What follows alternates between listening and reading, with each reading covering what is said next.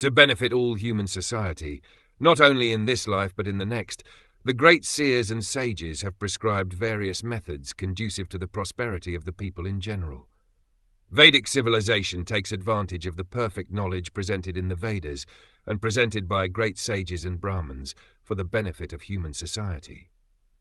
Vedic injunctions are known as Shruti, and the additional supplementary presentations of these principles, as given by the great sages, are known as Smriti. They follow the principles of Vedic instruction. Human society should take advantage of the instructions from both Shruti and Smriti. If one wants to advance in spiritual life, he must take these instructions and follow the principles. In Bhakti Rasamrita Sindhu, Srila Rupa Goswami says that if one poses himself as advanced in spiritual life, but does not refer to the Shrutis and Smritis, he is simply a disturbance in society. One should follow the principles laid down in Shrutis and Smritis, not only in one's spiritual life, but in material life as well.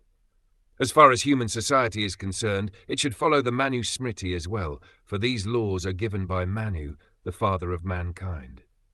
In the Manu Smriti, it is stated that a woman should not be given independence, but should be given protection by her father, husband, and elderly sons. In all circumstances, a woman should remain dependent upon some guardian. Presently, women are given full independence like men, but actually we can see that such independent women are no happier than those women who are placed under guardians. If people follow the injunctions given by the great sages, Shrutis and Smritis, they can actually be happy in both this life and the next. Unfortunately, rascals are manufacturing so many ways and means to be happy. Everyone is inventing so many methods.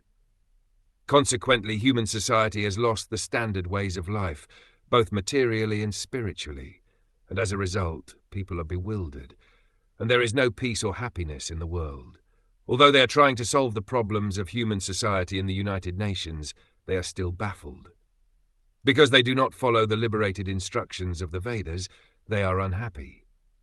Two significant words used in this verse are asmin and amushmin. Asmin means in this life, and amushmin means in the next life. Unfortunately, in this age, even exalted professors and learned men believe that there is no next life and that everything is finished in this life. Since they are rascals and fools, what advice can they give? Still they are passing as learned scholars and professors.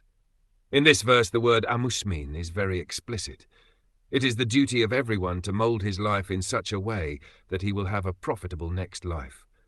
Just as a boy is educated in order to become happy later, one should be educated in this life in order to attain an eternal and prosperous life after death. It is therefore essential that people follow what is given in the Shrutis and Smritis to make sure that the human mission is successful.